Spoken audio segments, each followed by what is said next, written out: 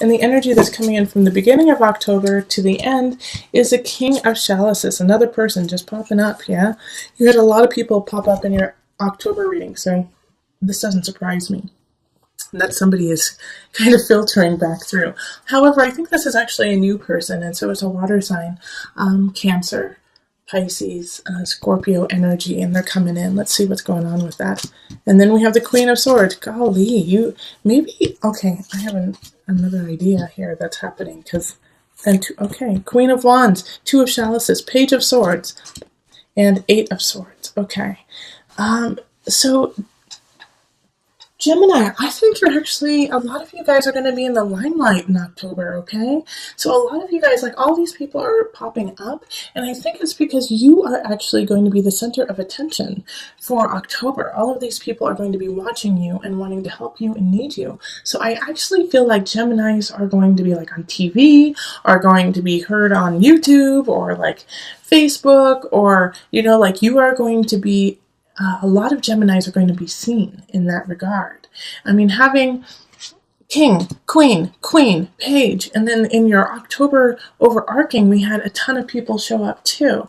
And so having all these people here, it's like your tribe acknowledges what you're doing and who you are.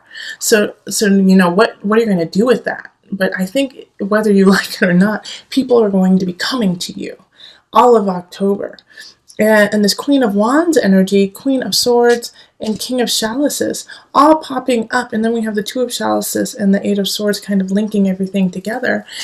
You know, it's talking about creating relationships, lasting relationships with a lot of different people, because we also had the Lovers pop up in October, and so that's soul contract with a lot of different people. So Gemini, I think you're really connecting to your community, because we have the Two of Chalices popping up again, and that's like the minor arcana for the Lovers card of soul contract, of love, of unconditional love, brewing and growing within you and within others towards you.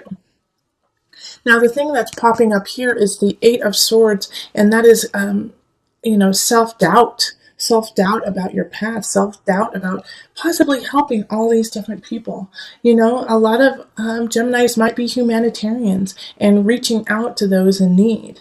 And this is what you are supposed to be doing. This is why in the beginning of October, you had to hone your craft, hone how you do things, get your feet wet, because there's so many people that you are reaching out to and are reaching out in your life to you. You know, so it's like you're going to have a lot of air energy, you know, and actually I feel like the Queen of Swords is actually you, all right? And you are the center of October, the remainder of October, and creating a connection with a fire sign and another fellow air sign. And I feel like the King of Chalices is kind of linking you to this Queen of Wands. Like this king, this water sign is coming in and saying, hey, I have somebody that you need to meet. You know, you had to deal with a really pesky,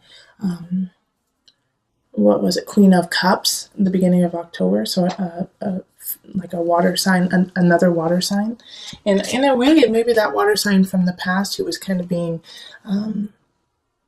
jealous of you and trying to undermine things that you're doing is linked to this King of Chalices. You know, could be their partner, could be somebody they also work with, and they're kind of telling you not to pay attention to that other person. And you know, you can see that I'm really referring to the October reading. So if this isn't making sense to you, go watch that reading first and then watch this. Okay, so go watch the October reading that came out you know, the end of September of mine, because that's what I'm referring to.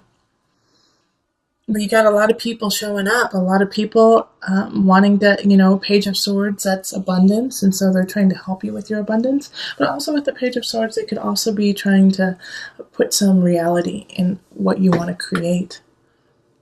So they could be kind of like a wet blanket for you.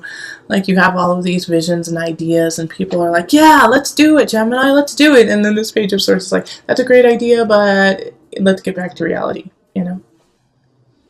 Okay, so let's pull on the Noah Nafu deck just to give you some added guidance with this. Circle of life. Yep, circle of life. That the circle of life is with everyone included. Okay, so let's see what that card has to say. Ah, this is so you. Okay, this is perfect. With all the people who are coming into your life, this is, oh, okay, I'm just gonna read it. Circle of life. I'm so sorry for the airplane again. Like, this has been going on. I started doing my readings in the earlier morning, and I think the Air Force actually practices more so in the morning, and it's a beautiful day here in Colorado. So, just use the sound of the airplane to take off and take flight into your life as I read this. Okay? Everything is connected, and you are part of something bigger, even if sometimes that is hard to grasp. Always look for new connections and treat them as if they could potentially be very important for the future. Treat everyone equally. The more we do this, the stronger our connection becomes to the bigger picture and to each other. The Circle of Life card is indicative of very positive outcomes. If you are wondering whether pursuing a new course of action would yield beneficial results, this card is delivering a powerful yes response to you. Or if you are questioning whether your current actions and plans are leading you to positive outcomes, again, the answer is yes.